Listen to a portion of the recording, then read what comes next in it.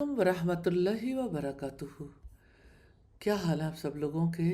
اللہ سبحانہ و تعالیٰ سب کو اپنی خیر و برکت میں، رحمتوں میں، عافیت اور سلامتی میں رکھے، آمین ثم آمین۔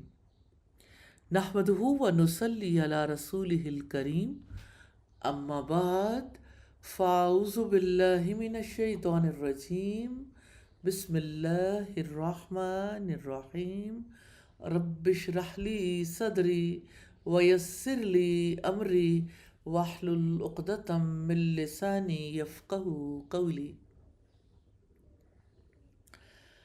رمضان اللہ سبحانہ و تعالیٰ کا بابرکت مہینہ ہے، رحمتیں لے کر آتا ہے۔ رمضان کا کتنا گہرا تعلق جہاد فی سبیل اللہ سے ہے۔ یہ حقیقت ہے کہ جہاد فی سبیل اللہ تمام اعمال کا سردار ہے۔ امت کی زندگی اور سربلندی کا راز جہادی میں پوشیدہ ہے، اور جہاد فی سبیل اللہ کو تمام اعمال کا سردار قرار دیا گیا۔ نبی صلی اللہ علیہ وسلم کا فرمان ہے، الجہاد سنم العمل۔ جہاد تمام اعمال میں سے بلند تر ہے۔ نبی صلی اللہ علیہ وسلم نے خود جہاد کیا، صحابہ کو ترغیب دی۔ جہاد فی سبیل اللہ حقیقی مومن کی پہچان ہے۔ جہاد فی سبیل اللہ کرنے والے لوگ سچے مومن ہیں۔ رب العزت کا فرمان ہے، والذین آمنوا وہاجروا وجاہدوا فی سبیل اللہ والذین آووا ونصروا اولئک ھم المؤمنون حقا لہم مغفرۃ ورزق کریم۔ اور جو ایمان لائے اور انہوں نے ہجرت کی اور اللہ سبحانہ و تعالیٰ کی راہ میں جہاد کیا، اور جن لوگوں نے جگہ دی اور مدد کی، وہی لوگ سچے مومن ہیں، ان کے لیے بخشش اور باعزت رزق ہے۔ حقیقت یہ ہے کہ جو لوگ جہاد کرتے ہیں وہ گویا سیسا پلائی ہوئی عمارت ہے، اور جہاد میں صف بستہ ہو کر سیسا پلائی دیوار بن کر لڑنا اللہ کے نزدیک بہت محبوب عمل ہے۔ رب العزت کا ارشاد ہے، ان اللہ یحب الذین یقاتلون فی سبیلہ صفا کأنہم بنیان مرصوص۔ یقیناً اللہ تعالیٰ ان لوگوں سے محبت رکھتا ہے جو اس کے راستے میں صف بستہ ہو کر جہاد کرتے ہیں، گویا وہ سیسا پلائی ہوئی عمارت ہو۔ جہاد اللہ تعالیٰ کا محبوب عمل ہے۔ سیدنا عبداللہ بن مسعود کہتے ہیں کہ میں نے نبی کریم صلی اللہ علیہ وسلم سے پوچھا کہ اللہ تعالیٰ کی بارگاہ میں کون سا عمل زیادہ محبوب ہے؟ آپ نے فرمایا، الصلاۃ علی وقتہا، اپنے وقت پر نماز ادا کرنا۔ پھر پوچھا اس کے بعد؟ فرمایا، ثم بر الوالدین، پھر والدین کے ساتھ نیک معاملہ کرنا۔ پوچھا اس کے بعد؟ آپ نے فرمایا، الجہاد فی سبیل اللہ، اللہ تعالیٰ کی راہ میں جہاد کرنا۔ تو جس طرح جہاد فی سبیل اللہ دیگر اعمال کے مقابلے میں افضل ہے، اسی طرح مجاہد فی سبیل اللہ باقی مسلمانوں کے مقابلے میں افضل ہے۔ حقیقت یہ ہے کہ اللہ تعالیٰ کے راستے میں جہاد کرنے والا سب سے افضل شخص ہے۔ سیدنا ابو سعید خدری فرماتے ہیں، رسول اللہ سے سوال کیا گیا، کون شخص سب سے افضل ہے؟ آپ نے فرمایا، مؤمن یجاہد فی سبیل اللہ بنفسہ و مالہ، وہ مومن جو اللہ تعالیٰ کے راستے میں اپنی جان اور مال سے جہاد کرے۔ رمضان ماہ صیام ہونے کے ساتھ ساتھ ماہ جہاد و قتال بھی ہے۔ نبی صلی اللہ علیہ وسلم نے رمضان کے مہینے میں جہاد فی سبیل اللہ کے مشن کو جاری رکھا۔ اس سے ثابت ہوتا ہے کہ رمضان ماہ صیام ہونے کے ساتھ ساتھ ماہ جہاد اور قتال بھی ہے۔ اس مہینے میں غزوہ بدر اور غزوہ فتح مکہ ہوئے۔ رمضان میں یوم الفرقان نصیب ہوا۔ اللہ تعالیٰ نے اس امت کو بدر کا یوم الفرقان رمضان ہی میں عطا کیا۔ وہ دن جب دلیل روشن کے ساتھ ہلاک ہوئے جن کو ہلاک ہونا تھا، اور دلیل روشن کے ساتھ زندہ رہے جن کو زندہ رہنا تھا۔ وہ رمضان ہی تھا جس میں اللہ سبحانہ و تعالیٰ نے اس امت کو وہ یوم الفتح بھی عطا کیا، جس دن ایک قطرہ خون بہائے بغیر مکہ کی کنجیاں امت کے حوالے کر دی گئیں۔ مکہ جو ام القریٰ ہے، دنیا کی زندگی کا مرکز ہے، مکہ جس میں اللہ تعالیٰ کا گھر ہے، بیت امین جو سیدنا ابراہیم علیہ السلام کی وفاداری کا امین ہے، مکہ جو محمد رسول اللہ کی دعوت کا امین ہے۔ اللہ سبحانہ و تعالیٰ نے محمد رسول اللہ کو فتح مکہ کا شرف رمضان میں عطا کیا۔ اس فتح سے بیت اللہ کو کفار اور مشرکوں کے ہاتھوں سے آزادی نصیب ہوئی اور بتوں سے پاک کیا گیا۔ وہ رمضان ہی تھا جب مکہ فتح ہوا۔ رمضان جہاد فی سبیل اللہ کی یادوں کا مہینہ ہے۔ رمضان اور جہاد فی سبیل اللہ کا گہرا تعلق ہے۔ جہاد فی سبیل اللہ سے اس امت کو سربلندی نصیب ہوئی۔ اللہ سبحانہ و تعالیٰ سے دعا ہے امت کو پھر سے وہی بلندی نصیب فرمائے، آمین ثم آمین۔ اسی طرح سے رمضان کا آخری عشرہ بڑی اہمیت کا حامل ہے۔ رمضان کے آخری عشرے کی بڑی فضیلت ہے۔ پہلے 20 دنوں کے مقابلے میں یہ آخری 10 دن زیادہ اہمیت اور فضیلت والے۔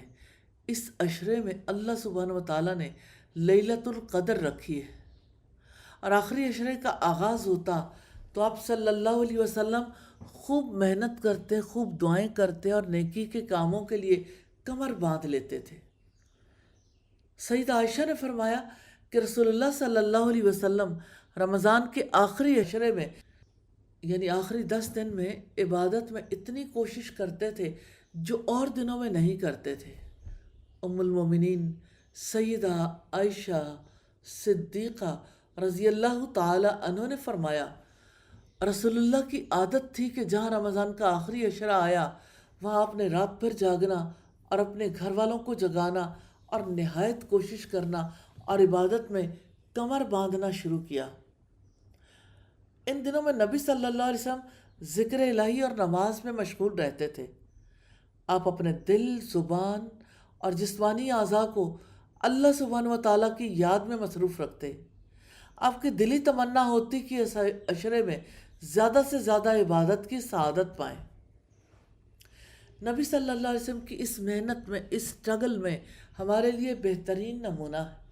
رب العزت کا فرمان ہے لَقَدْ كَانَ لَكُمْ فِي رَسُولِ اللَّهِ أُسْوَةٌ حَسَنَةٌ لِمَنْ كَانَ يَرْجُو اللَّهَ وَالْيَوْمَ الْآخِرَ وَذَكَرَ اللَّهَ كَثِيرًا۔ بلا شبہ یقیناً تمہارے لیے اللہ کے رسول میں ہمیشہ سے بہترین نمونہ ہے، ہر اس شخص کے لیے جو اللہ تعالیٰ اور آخرت کے دن کی امید رکھتا ہو اور اللہ تعالیٰ کو کثرت سے یاد کرتا ہو۔ نبی صلی اللہ علیہ وسلم کی اقتداء کرنا بہت عظیم سعادت ہے۔ ہر مسلمان کو اپنی عمر میں آنے والے ان قیمتی دنوں کو غنیمت جاننا چاہیے، اور نبی صلی اللہ علیہ وسلم کی طرح ان دنوں میں خوب محنت کرنی چاہیے۔ یقیناً ان دنوں سے وہ سعادت مند لوگ نفع اٹھاتے ہیں جنہیں رب العزت کی جانب سے توفیق مل جائے۔ ہر عقل مند مسلمان کو چاہیے کہ وہ ان لمحات کو نہ خود ضائع کرے نہ اپنے گھر والوں کو ضائع کرنے دے۔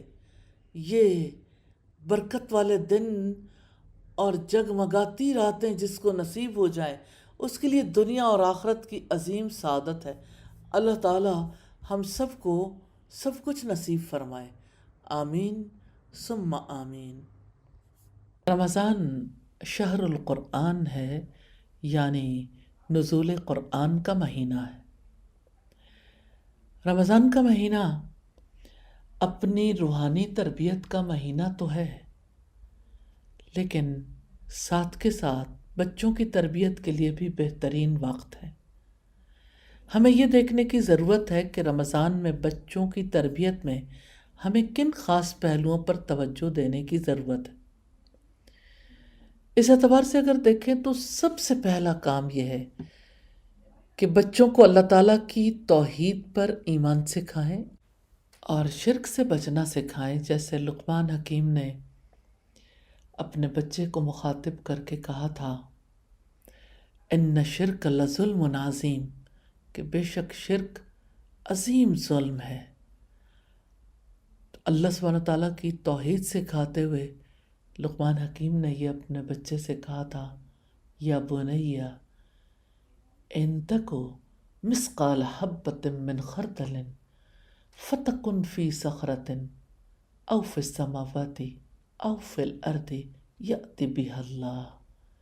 اے میرے چھوٹے بیٹے، اگر کوئی رائی کے دانے کے برابر ذرہ کسی چٹان کے نیچے ہو، آسمانوں میں ہو یا زمین میں، اللہ تعالیٰ اسے لے آئے گا۔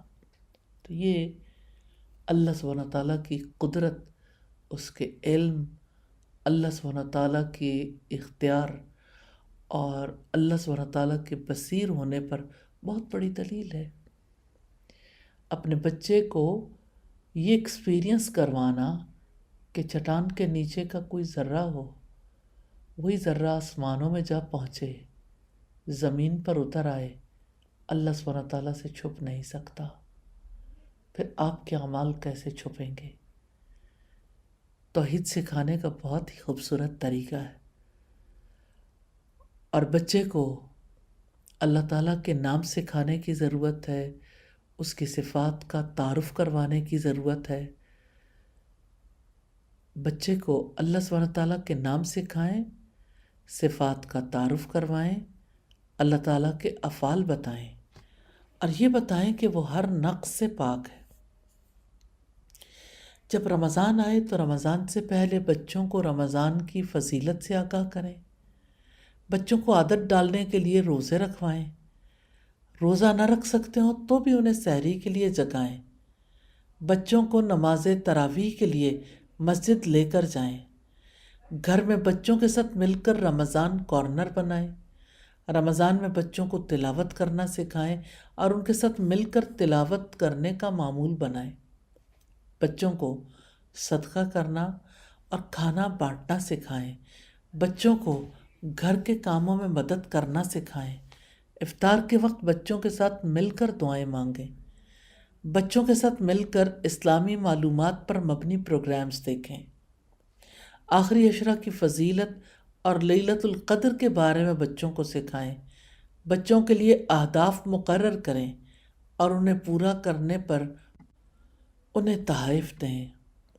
رمضان کے آخری دنوں میں عید کی تیاری میں بچوں کو ساتھ شریک کریں۔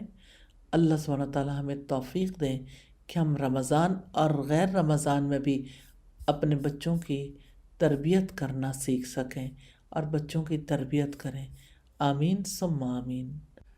رمضان کا ذکر آتا ہے تو عام طور پر روزہ، تلاوت، ذکر، دعا، تراویح، افطار کروانے، صدقہ دینے، اعتکاف اور عمرہ جیسے اعمال ذہن میں آتے ہیں۔ آخری عشرے کی عبادات کا ذکر آئے تو بھی کمی رشتہ داری کے تعلقات کی بات ذہنوں میں آتی ہے، جبکہ شفقت کے زیادہ حقدار قریبی رشتہ دار ہیں۔ رمضان میں زیادہ تر توجہ ایسے امور کی طرف رہتی ہے جن سے بندے کا تعلق رب سے جڑ جائے۔ اس میں کوئی شک نہیں کہ یہ رب کے قرب کی تربیت کا مہینہ ہے، لیکن اللہ پاک یہ چاہتے ہیں کہ ہم اس کے کنبے کے ساتھ حسن سلوک کریں۔ روزے دار کے دل میں روزے کی وجہ سے عاجزی اور انکساری آتی ہے، اس کے دل میں شفقت اور رحمت کے جذبات بڑھ جاتے ہیں۔ ان جذبات پر زیادہ حق رشتہ داروں کا ہے۔ روزے دار کی شفقت کے زیادہ حقدار اس کے قریبی رشتہ دار ہیں۔ رشتہ داری کے تعلقات کو جوڑنے کے لیے جو اصطلاح استعمال ہوتی ہے اسے صلہ رحمی کہتے ہیں۔ معاشرے کے مضبوط ہونے کے لیے صلہ رحمی انتہائی ضروری ہے۔ اگر صلہ رحمی نہ ہو تو لوگ تنہا اور بے سہارا رہ جائیں، لوگ اپنی زندگیوں سے برکت کھو بیٹھیں، ان کا سکون چھن جائے، اور جب رشتہ داریاں مضبوط نہیں ہوتی تو لوگوں کو آوارگی کس طرح لپیٹ میں لے لیتی ہے۔ اور صلہ رحمی ایک انسان کو انفرادی طور پر کیا کچھ دیتی ہے اور اجتماعی طور پر اس پر کیسے اثر انداز ہوتی ہے۔ انفرادی طور پر دیکھیں تو صلہ رحمی سے سکون ملتا ہے، برکت ملتی ہے۔ اجتماعی طور پر دیکھیں تو بھائی چارہ صلہ رحمی سے ہی قائم ہوتا ہے۔ جب انسان صلہ رحمی کرتا ہے، رشتہ داروں کو یاد رکھتا ہے، تو آپس میں محبت پیدا ہوتی ہے، مال میں برکت ہوتی ہے، عمر میں اضافہ ہوتا ہے۔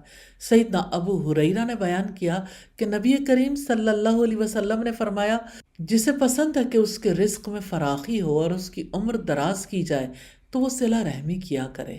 یہ بخاری کی 5985 نمبر روایت ہے۔ اور صلہ رحمی کی اہمیت کتنی ہے، سیدنا جبیر بن مطعم سے روایت ہے، رسول اللہ صلی اللہ علیہ وسلم نے فرمایا، قطع رحمی کرنے والا جنت میں نہیں جا سکے گا، یعنی جس نے رشتے کو توڑا وہ جنت میں جانے کا سوچ ہی نہیں سکتا۔ صلہ رحمی کس طرح سے ممکن ہے؟ اس کے لیے تحمل اور صبر و برداشت چاہیے۔ صبر کے بغیر صلہ رحمی نہیں ہو سکتی۔ مسلمانوں کے اوصاف جن کی رب کریم نے تعریف فرمائی ہے، الذین ينفقون فی السراء والضراء والکاظمین الغیظ والعافین عن الناس واللہ یحب المحسنین۔ وہ لوگ جو خوشی اور تکلیف میں خرچ کرتے ہیں اور غصے کو پینے والے اور لوگوں سے درگزر کرنے والے، اور اللہ تعالیٰ نیکی کرنے والوں کو پسند کرتا ہے۔ اگر ہم نبی صلی اللہ علیہ وسلم کو دیکھیں، قریش مکہ کے رویے پر آپ کو تاکید کی گئی، کیسا طرز عمل اختیار کریں۔ یہی تمام مسلمانوں کے لیے ہے، خذ العفو وأمر بالعرف وأعرض عن الجاہلین۔ آپ درگزر اختیار کریں، نیکی کا حکم دیں اور جاہلوں سے کنارہ کشی اختیار کریں۔ یعنی عفو و درگزر کو اپنا شیوا بنا لیں، نیکی کا حکم دیتے رہیں اور جاہلوں سے کنارہ کش ہو جائیں۔ یہ طرز عمل صلہ رحمی کے لیے ناگزیر ہے۔ سوال یہ پیدا ہوتا ہے، صلہ رحمی کیسے کی جائے؟ روزے محبت، الفت اور رحمت کا سرچشمہ ہے۔ رمضان رحمتوں کی سبیل ہے، رمضان محبتوں کا سفیر ہے۔ رمضان انسان کو یاد دلاتا ہے کہ اس کے بہت سے رشتے ہیں جو اللہ سبحانہ وتعالیٰ نے بنائے۔ یہ رشتہ دار سسرالی بھی ہیں، ننیالی بھی، دودھیالی بھی۔ ہمیں برکت والے اس مہینے میں اپنے رشتہ داروں سے محبت کرنی ہے۔ لازم ہے کہ سب رشتہ داروں کے ساتھ میل جول رکھا جائے۔ نبی صلی اللہ علیہ وسلم نے فرمایا، بلو ارحامکم، اپنی رشتہ داریوں کو تر و تازہ رکھو۔ سوال یہ پیدا ہوتا ہے، رشتہ داریوں میں تر و تازگی کیسے آتی ہے؟ ملاقاتوں سے۔ اگر ملاقات کے لیے وقت نکال سکیں تو بہت اچھا ہے، اگر وقت نہ نکال سکیں تو صلہ رحمی کے دیگر کام بھی کیے جا سکتے ہیں، جیسے تحائف بھیجنا، کھانے کی کوئی چیز بھیج دینا، فون پر بات کر لینا یا میسج بھیج دینا۔ ملاقاتیں کیسے ہوں؟ یعنی ملاقاتوں میں کیا ہونا چاہیے؟ ملاقاتوں میں رب کی باتیں کر لیں، اسی سے نفع ہوگا۔ اور صلہ رحمی میں والدین کے ساتھ صلہ رحمی تو بہت بڑی چیز ہے۔ رمضان کے دن جہاں باقی نیکی کے کام کرنے کے دن ہیں، وہاں یہ رشتوں کو اور خاص طور پر والدین کے رشتے کو جوڑنے کے دن ہیں۔ انسان کی سب سے بڑی رشتہ داری اپنے والدین کے ساتھ ہوتی ہے، اور سب سے بڑی صلہ رحمی والدین کے ساتھ حسن سلوک سے پیش آنا ہے۔ رب العزت نے حکم دیا ہے، وَبِالْوَالِدَيْنِ إِحْسَانًا، اور والدین کے ساتھ حسن سلوک کرو۔ والدین کے ساتھ حسن سلوک کے طریقوں میں ان کے لیے دعا کرنا، ان کی اطاعت کرنا، ان کی عزت کرنا، ان کی نگہداشت کرنا، ان کے جذبات کا خیال رکھنا، یہ سارے ہی نیکی کے کام ہیں۔ یہ اولاد کے لیے نیکی کا بہت بڑا مقام ہے۔ پھر رشتہ دار محتاج ہوں تو ان کی مدد کرنا رشتہ داری کا حق نبھانے کے لیے ضروری ہے۔ سیدنا سلمان بن عامر سے روایت ہے، نبی صلی اللہ علیہ وسلم نے فرمایا، ان الصدقۃ علی المسکین صدقۃ وعلی ذی الرحم اثنتان صدقۃ وصلۃ۔ مسکین آدمی کو صدقہ دینا صرف صدقہ ہے، جبکہ قرابت دار کو صدقہ دینا صدقہ بھی ہے اور صلہ رحمی بھی۔ ضرورت مند رشتہ داروں کی مدد کرنا نیکی کا کام ہے، ان کے ساتھ اچھے جذبات کو شیئر کرنا بھی نیکی ہے۔ تو رشتہ داری مال خرچ کرنے سے نبھائی جاتی ہے، چاہے کوئی محتاج نہ بھی ہو، تب بھی دلوں کو جوڑنے کے لیے مال خرچ کرنا بہت ضروری ہے۔ اور صلہ رحمی کے دیگر راستے بھی ہیں، خوشیوں کو بانٹا جائے، غم میں انہیں تسلی دی جائے، رشتہ داروں کے لیے دعائیں مانگی جائیں، ان سے بغض نہ رکھا جائے، رشتہ داروں کی عیادت کی جائے، یعنی بیمار ہوں تو عیادت کی جائے، رشتہ داروں کو نیکی کی طرف بلائیں اور برائیوں سے روکیں، اگر ان میں جھگڑا ہو جائے تو ان کے درمیان صلح کرائی جائے، رشتہ داروں کے حالات جاننے کے بارے میں مزید کوشش کی جائے، پھر رشتہ داروں کے بچوں کے ساتھ محبت اور شفقت سے پیش آیا جائے، وہ ملاقات کے لیے آئیں تو ان کی میزبانی کی جائے، خوش دلی سے ان کا استقبال کیا جائے۔ اور یہ یاد رکھیے گا، کسی کام کا بدلہ دینا صلہ رحمی نہیں ہے۔ تعلقات جوڑتے ہوئے انسانوں کو ایک بڑی مشکل یہ ہوتی ہے، وہ یہ دیکھتے ہیں کسی نے میرے ساتھ کیا کیا۔ نبی صلی اللہ علیہ وسلم نے فرمایا کسی کام کا بدلہ دینا صلہ رحمی نہیں ہے۔ صلہ رحمی کرنے والا وہ ہے کہ جب اس کے ساتھ صلہ رحمی کا معاملہ نہ کیا جا رہا ہو تب بھی وہ صلہ رحمی کرے۔ صحیح بخاری کی 5991 نمبر روایت ہے۔ صلہ رحمی کو مثالوں سے سمجھیں گے تو صلہ رحمی کرنی آسان ہو جائے گی، بہت سے سوالوں کا جواب ملے گا۔ عظیم مثال ہے محمد صلی اللہ علیہ وسلم کی۔ مکہ میں کتنے ہی رشتہ دار تھے جنہوں نے اپنے رشتہ داروں کو گھروں سے نکال دیا، انہیں ہجرت کرنے پر مجبور کر دیا، تکلیفیں دیں، آپ صلی اللہ علیہ وسلم کو بھی ہجرت پر مجبور کیا، آپ سے جنگیں کی، پھر اللہ سبحانہ تعالیٰ نے آپ صلی اللہ علیہ وسلم کو ان پر غالب کر دیا۔ اور جب فتح مکہ کے موقع پر آپ مکہ میں داخل ہوئے، آپ کا سر جھکا ہوا تھا، اپنی سواری پر اللہ تعالیٰ سے دعا کرتے جا رہے تھے اور لوگوں سے کہہ رہے تھے لا تثریب علیکم اليوم، آج کے دن تم سے کوئی مواخذہ نہیں۔ ایسی صلہ رحمی کی مثال نہیں ملتی۔ سیدنا یوسف علیہ السلام کے بھائیوں نے انہیں کیسے اندھے کنویں میں ڈال دیا تھا، کس قدر انہوں نے غریب الوطنی کی زندگی میں اذیتیں کاٹیں، پہلے کنویں میں رہے، پھر مصر پہنچے، پھر بک گئے، پھر عزیز مصر کے گھر میں اس کی بیوی پیچھے پڑ گئی، پھر اس کے گھر سے نکالے گئے، پھر جیل خانے میں کتنی طویل مدت تک رہے، پھر اللہ سبحانہ تعالیٰ نے مصر کے اقتدار تک پہنچایا، قحط پڑا، بھائی آئے، اور پھر اللہ سبحانہ تعالیٰ نے بچپن میں جو خواب دکھایا تھا اس کے مطابق ماں، باپ اور بھائی آئے، تو یوسف علیہ السلام نے کیا کہا تھا؟ ان نزغ الشیطان بینی و بین اخوتی، کہ شیطان نے میرے اور میرے بھائیوں کے درمیان جھگڑا ڈال دیا تھا، آج کے دن تم سے کوئی مواخذہ نہیں۔ ایسی صلہ رحمی کی مثال انبیاء ہی ہو سکتے ہیں، اور یقیناً ہمیں انہی کی اتباع کرنی ہے۔ سیدنا عقبہ بن عامر سے روایت ہے کہ میں رسول اللہ سے ملا تو آپ نے مجھے کہا عقبہ بن عامر، جو تم سے قطع تعلقی کرے اس سے صلہ رحمی کرو، جو تجھے محروم کرے اسے دیا کرو، جو تجھ پر ظلم کرے اس سے معاف کر دیا کرو۔ سلسلہ احادیث صحیحہ کی روایت ہے 465 نمبر پر۔ الہی ہمیں ایسی صلہ رحمی کرنے کی توفیق عطا کرنا، ہمیں ماں باپ کا حق ادا کرنے والا بنانا، آمین ثم آمین۔ اسلام کتنا پیارا دین ہے۔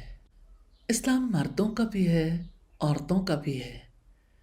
اسلام نے مردوں اور عورتوں کے درمیان کوئی فرق نہیں رکھا، پیدائش کے اعتبار سے، اجر کے اعتبار سے مرد اور عورتیں اجر میں برابر ہیں۔ بحیثیت مسلمان مردوں اور عورتوں کے اجر میں کوئی فرق نہیں۔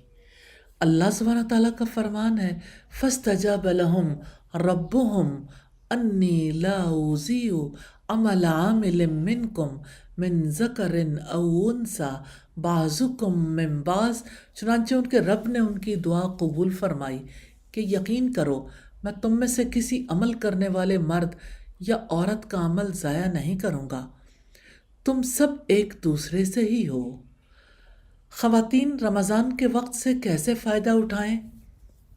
مسلمان خواتین کے لیے رمضان کے وقت سے فائدہ اٹھانے کے لیے کچھ ہدایات پر عمل کرنا مفید ہوگا۔ گھر کے کاموں، بچوں کی دیکھ بھال اور تربیت اور دیگر کام اللہ سبحانہ وتعالیٰ کی رضا حاصل کرنے کی نیت سے کریں۔ کچن کی مصروفیات کے دوران ذکر میں مشغول رہیں، تلاوت قرآن سنیں، دورہ قرآن سنیں، سوشل میڈیا پر کم سے کم وقت گزاریں، لمبی فون کالز لایانی گپ شپ سے گریز کریں، حیض کے دنوں میں کثرت سے ذکر کریں، دینی معلومات پر مبنی لیکچر سنیں، خیر کے کاموں میں والنٹیئر کریں، ایسے کھانے بنائیں جن کی تیاری کے لیے کم وقت لگے اور تھوڑی قوت درکار ہو اور آپ عبادت کے لیے زیادہ وقت گزار سکیں۔ صحت مند اور متوازن غذا استعمال کریں، اپنے کرنے والے تمام کاموں کی لسٹ بنائیں اور ان کے لیے دن کے اوقات مقرر کریں۔ آخری عشرے کی عبادات کے لیے خصوصی طور پر پلان کریں۔ رمضان میں خواتین اجر میں پیچھے نہیں رہیں گی۔ اللہ سبحانہ تعالیٰ ایسا کر دے، آمین ثم آمین۔ انسان کے پاس اس کی عمر بہت بڑی دولت ہے۔ یہ وقت سب سے قیمتی متاع ہے۔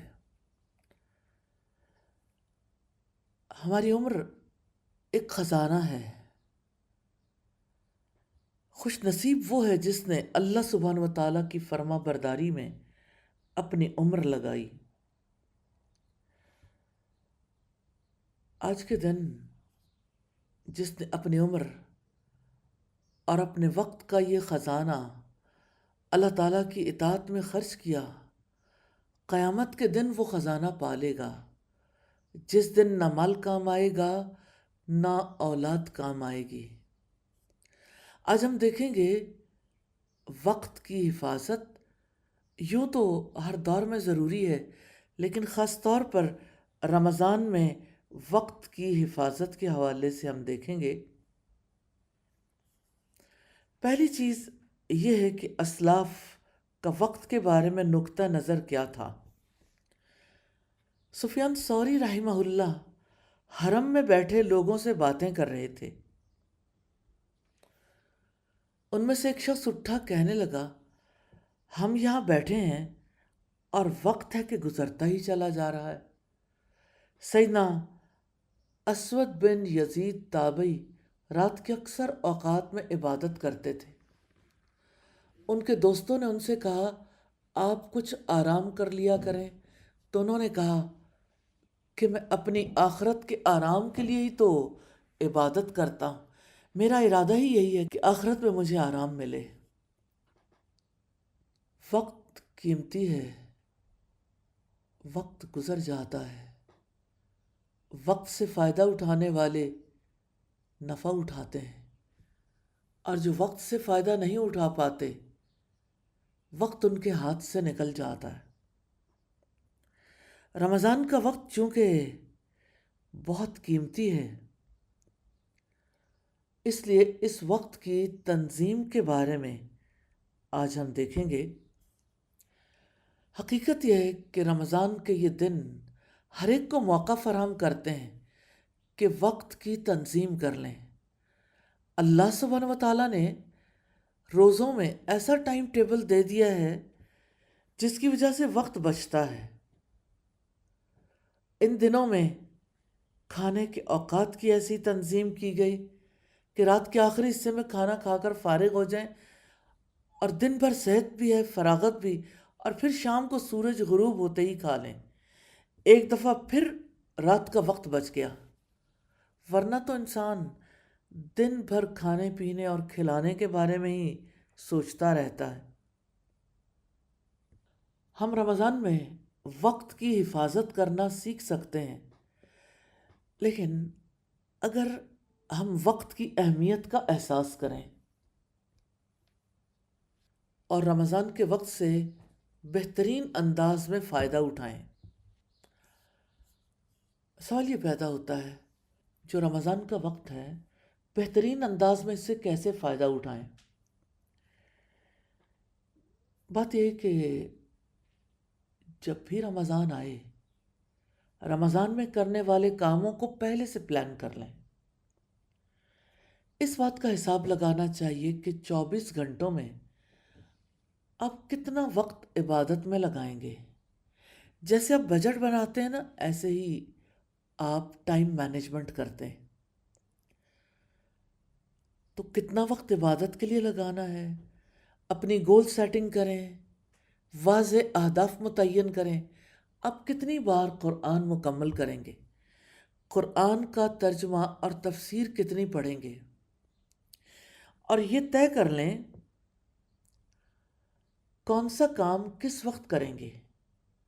مثلا فجر کے بعد تلاوت کریں گے، افطار سے پہلے دعا کریں گے، عصر کے بعد گھر والوں کے ساتھ مل کر قرآن کا ترجمہ تفسیر پڑھیں گے۔ طریقہ کار اس کا یہ ہوتا ہے کہ آپ ایک طرف اپنے وقت کی سلاٹس نکال لیں، وقت کے حصے کر لیں۔ جیسے آپ کو کچھ اوقات ایسے ہیں جہاں پہ ہر ایک کو ہی اللہ سبحانہ و تعالیٰ کے طے کردہ نظام کے مطابق سحری میں اور افطاری میں بزی ہونا ہے۔ ہاں، خواتین کی ذمہ داری اس لحاظ سے زیادہ ہو جاتی ہے کہ انہیں سحری اور افطاری پریپیئر بھی کرنی ہوتی ہے یا کروانی ہوتی ہے، تو ان کاموں کی بھی تنظیم کرنے کی ضرورت ہے، اور لایانی اور بے فائدہ مصروفیات کو بھی الگ کرنے کی ضرورت ہے۔ آپ جب اس طرح سے اپنی سلاٹس نکالیں گے، آپ نے سونا کتنا ہے اور کس وقت سے لے کے کس وقت تک سونا ہے، آپ کی سحری میں کتنا وقت لگے گا، افطار کو مینیج کرنے کے لیے کتنا وقت لگے گا، اور افطار کرنے کے بعد کتنا وقت لگے گا۔ اب باقی جو سلاٹس ہیں اس میں ظاہر ہے ہر ایک نے اپنی ذاتی ضروریات اور ذمہ داریوں کو بھی پورا کرنا ہے، ضرور کریں، لیکن آپ اپنی ٹائم سلاٹس بنا لیں۔ مثال کے طور پر فجر کا وقت آپ کے پاس فری ہے، اس کو اللہ سبحانہ و تعالیٰ کے کرم سے ہم نے مینیج کر لیا۔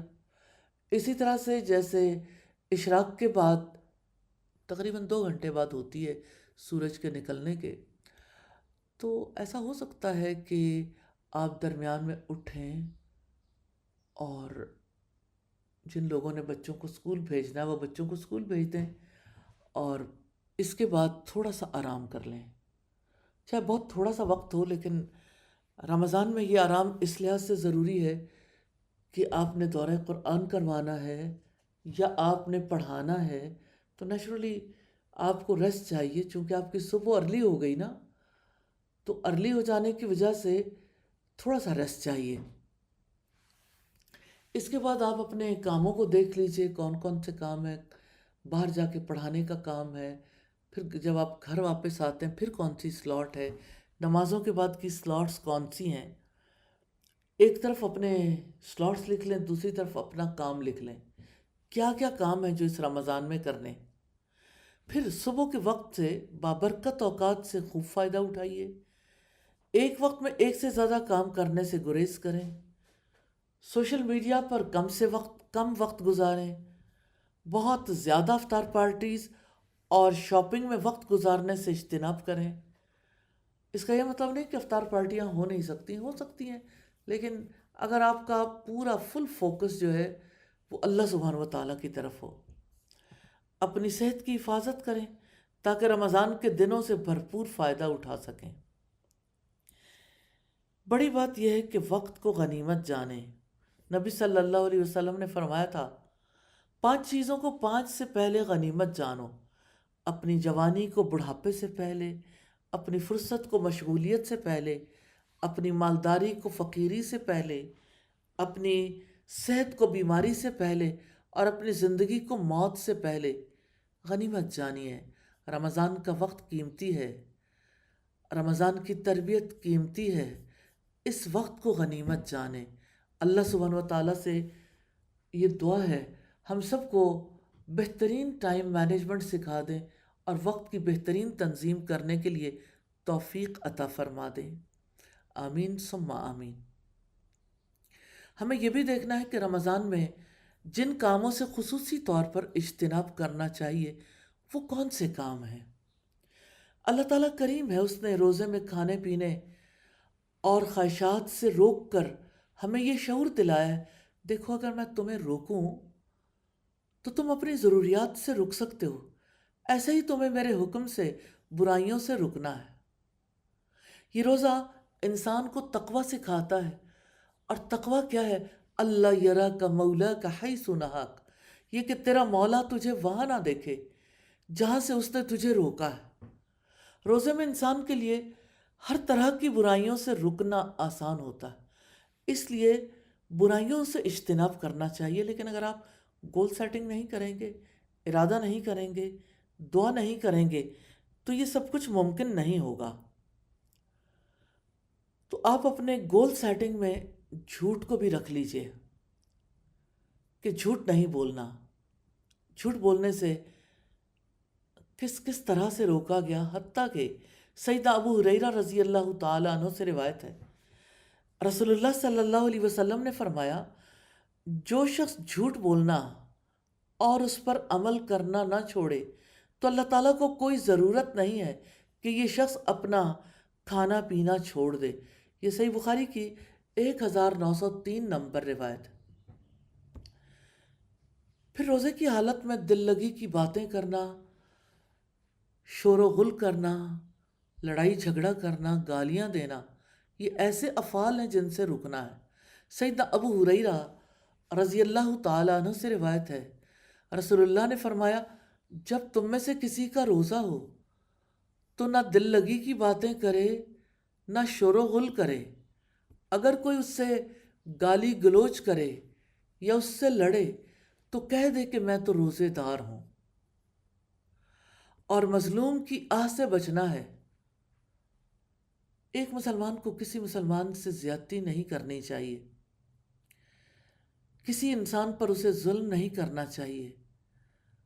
نبی صلی اللہ علیہ وسلم نے فرمایا، مظلوم کی بد دعا سے بچو، کیونکہ اس کی بد دعا فوراً عرش تک پہنچتی ہے۔ اور مسلمان تو وہ ہے جس کی زبان اور ہاتھ سے دوسرے مسلمان محفوظ رہیں، یہ سیدنا جابر کی روایت ہے۔ تو مظلوم کی آہوں سے بچنا ہے انشاءاللہ تعالی۔ اللہ سبحانہ و تعالی ہمیں توفیق عطا فرمائے، آمین ثم آمین۔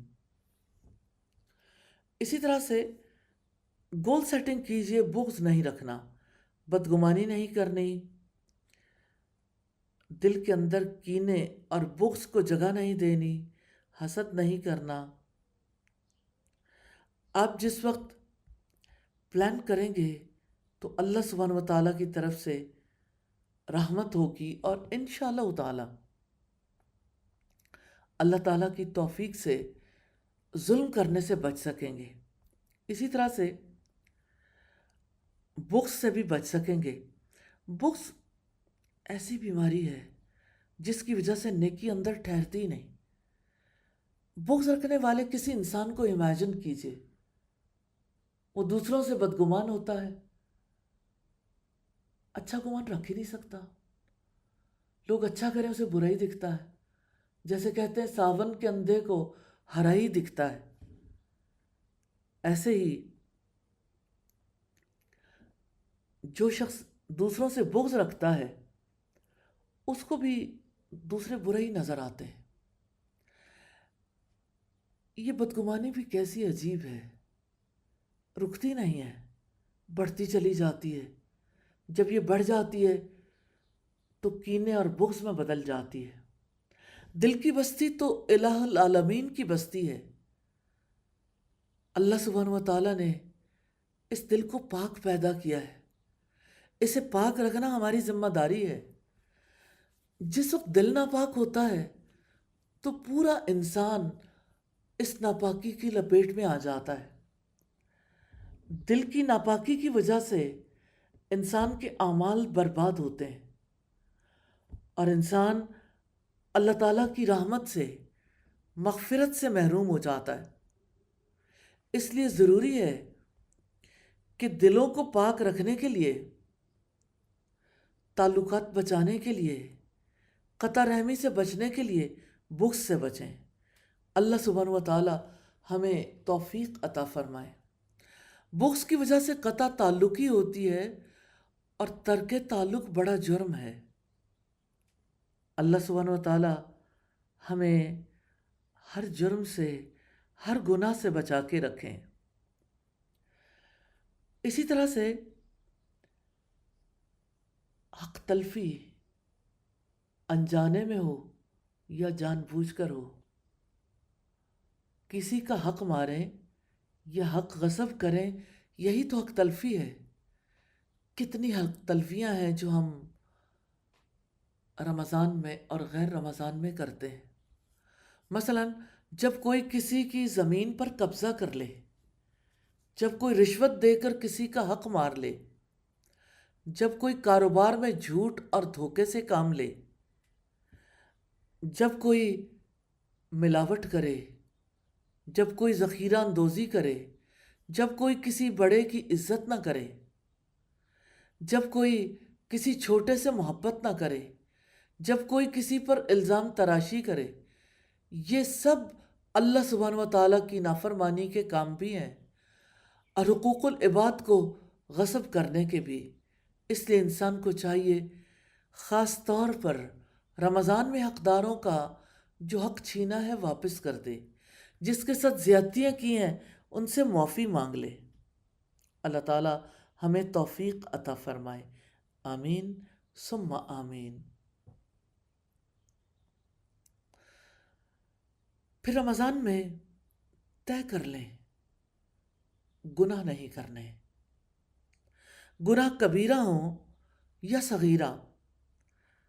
سوچئے کیا وہ مومن کے کرنے کے کام ہیں؟ مومن کے کرنے کے یہ کام نہیں ہے۔ ان گناہوں کے برے اثرات انسان پر مرتب ہوتے ہیں، انسان کی فطرت مسخ ہو جاتی ہے، انسان دنیا اور آخرت کا خسارہ مول لیتا ہے۔ ان گناہوں سے ہمیشہ ہی اجتناب کرنا چاہیے، مگر خاص طور پر رمضان میں ان سے بچنے کی بھرپور کوشش کرنی چاہیے۔ یہ گناہ زبان سے متعلق ہوں یا دل سے، اس کا تعلق آنکھوں سے ہو یا کانوں سے، معاملہ ہاتھوں کا ہو یا پاؤں کا، ہر جگہ احتیاط ضروری ہے۔ یہی روزے کا مقصد ہے کہ اپنے آپ کو گناہ سے بچائیں۔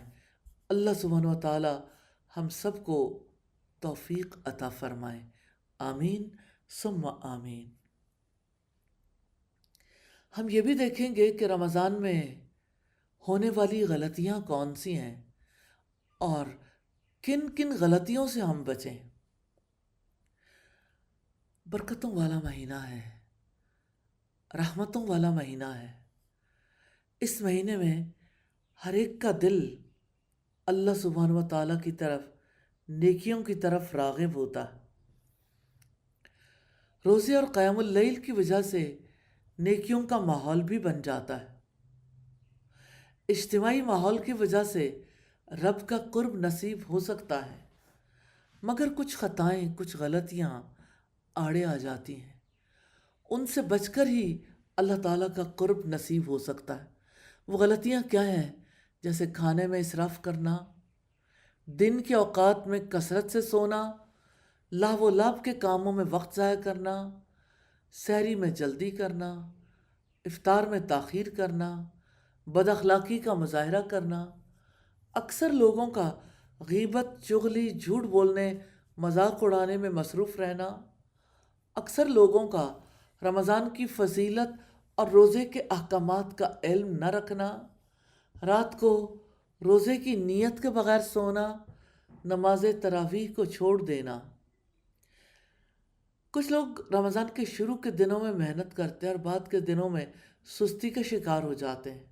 اسی طرح جو لوگ شاپنگ میں مصروف رہتے ہیں وہ رمضان کے جانے کا انتظار کرتے ہیں۔ اللہ سبحانہ و تعالیٰ سے دعا ہے ہماری مدد فرمائیں، ہمارے حال پر رحم فرما کر غلطیوں سے بچنے کی توفیق عطا فرمائیں۔ اللہ تعالی ہمیں ایسے لوگوں میں شامل فرما لے جو رمضان کی فضیلت کا علم رکھتے ہیں، روزے کی حقیقت کو سمجھتے ہیں اور رمضان کی برکتیں سمیٹ لیں۔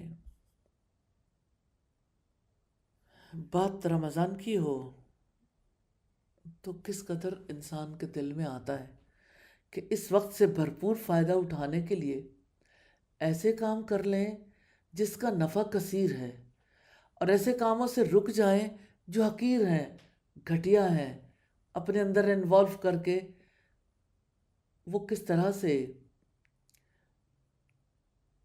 ہماری زندگی پہ حاوی آ جاتے ہیں۔ اللہ سبحانہ و تعالی ہمیں بچنے کی توفیق عطا فرمائے۔ کرنے والے کاموں میں بہت بڑا کام ذکر الہی ہے۔ یہ ذکر ہماری یاد ہے۔ جیسے دیکھیں موبائل میں کتنے ہی لوگ ہیں جو میموری کارڈ یوز کرتے ہیں۔ آپ جب موبائل پرچیز کرتے ہیں تو یہ دیکھتے ہیں کہ اس کی میموری کتنی ہے۔ آپ کی دوسری گیجٹس کا بھی یہی معاملہ ہے۔ تو ہم ہیومن بینگز ہیں نا، ہماری میموری کتنی ہے؟ ہماری میموری وہ ہے جو اللہ سبحانہ و تعالیٰ سے متعلق ہے، اور رمضان میں ہماری بہت قیمتی یادیں ہیں۔ پہلی یاد رمضان میں قرآن نازل ہونے کی یاد ہے۔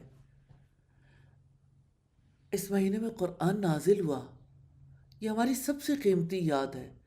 رب العزت نے ارشاد فرمایا شہر رمضان الذی انزل فیہ القرآن ھدی للناس وبینات من الھدی والفرقان۔ رمضان کا مہینہ وہ ہے جس میں قرآن نازل کیا گیا، جو انسانوں کے لیے ہدایت ہے اور ہدایت کی اور حق و باطل کا فرق کرنے کی واضح دلیلیں ہیں۔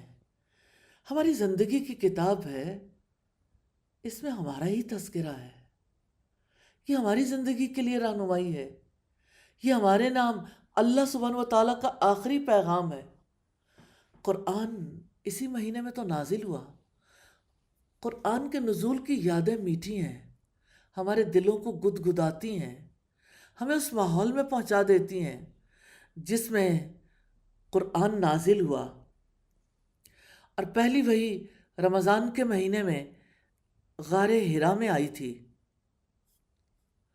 ہماری یادوں کے البم میں ایک خوبصورت یاد ہے، یہ صاحب قرآن کی رمضان میں قرآن سے تعلق کی خوبصورت یاد ہے۔ ہماری یادوں کے البم میں صاحب قرآن ہیں جن کا قرآن حکیم سے گہرا تعلق تھا۔ رمضان میں آپ صلی اللہ علیہ وسلم سیدنا جبریل علیہ السلام کے ساتھ دورہ قرآن کرتے تھے۔ سیدنا عبداللہ ابن عباس رضی اللہ تعالی عنہ کہتے ہیں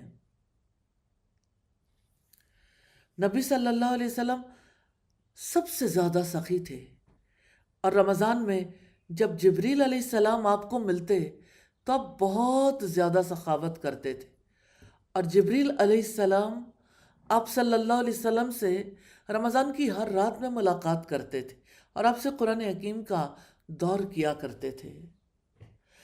ہر رات جبریل علیہ السلام کا آنا، ہر رات تلاوت کرنا، ہر رات قرآن مجید کا سننا اور سنانا رمضان کی خوبصورت یاد ہے۔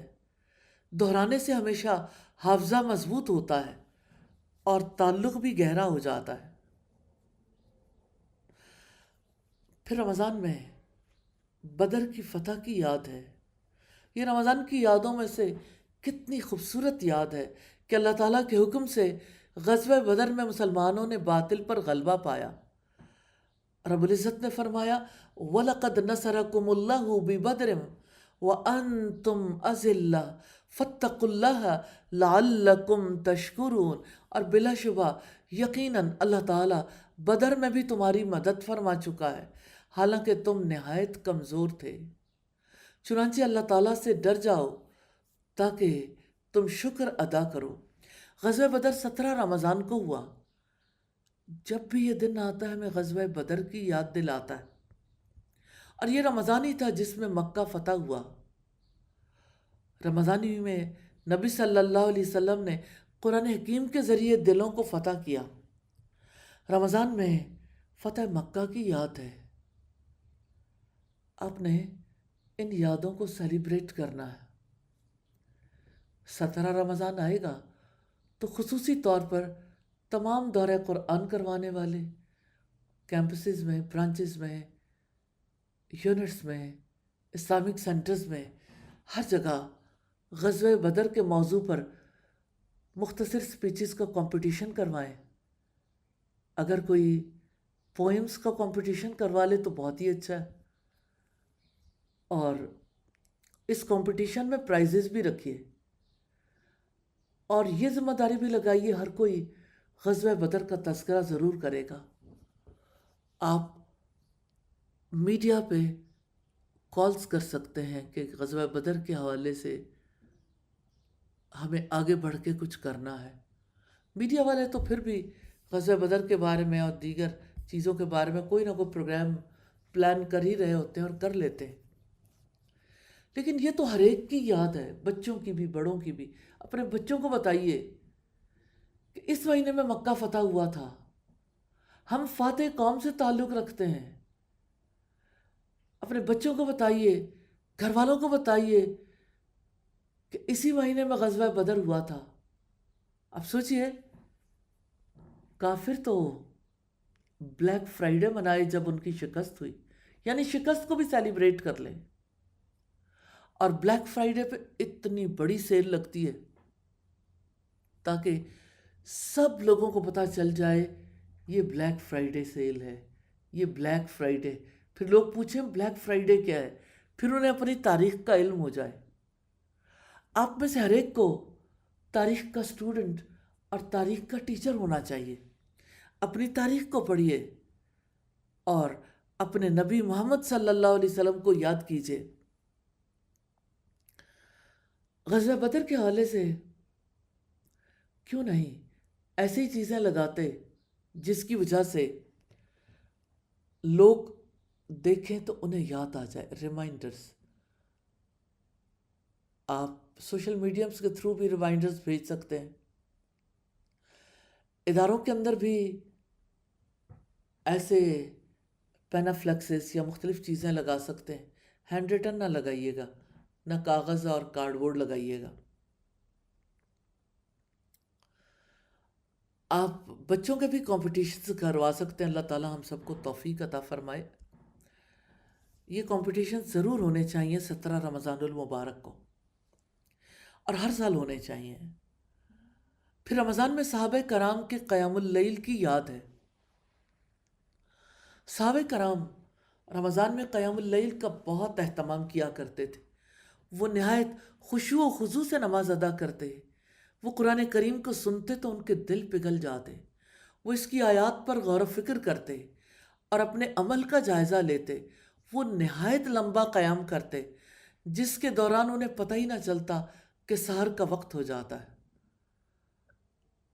फिर सहाबा क़याम करते तो उनके दिलों में खुशू होता था, उनकी आंखों में आंसू होते और उनके जिस्म खशियत इलाही से कांप रहे होते थे। अल्लाह सुब्हानहू व तआला से दुआ है हमें भी ऐसी नमाजें अदा करने की तौफीक अता फरमाए। फिर रमज़ान में रहमतों की याद है, खूबसूरत याद है। रमज़ान में मोमिन पर रहमत की जाती है। इस महीने में उस पर शैतान का दाव नहीं चलता। जब ये बरकतों वाला महीना आता है तो हमारी खुशी में इजाफा हो जाता है। ये महीना है जिसमें अल्लाह ताला के बंदों का मकाम और मर्तबा बुलंद होता है। या अल्लाह हमें ऐसे लोगों में शामिल फरमा दीजिए। अल्लाह ताला से दुआ है हमारी यादों में रमज़ान को बसा दे, हमारी यादों में नुज़ूल कुरान को, फ़तह मक्का को, ग़ज़वा बदर को बसा दे और हमें इस महीने की सादतों से फैज़याब होने की तौफीक अता फरमाए। आमीन सुम्मा आमीन। سبحانک اللہم و بحمدک نشہد ان لا الہ الا انت نستغفرک و نتوب الیک۔ السلام علیکم ورحمۃ اللہ وبرکاتہ۔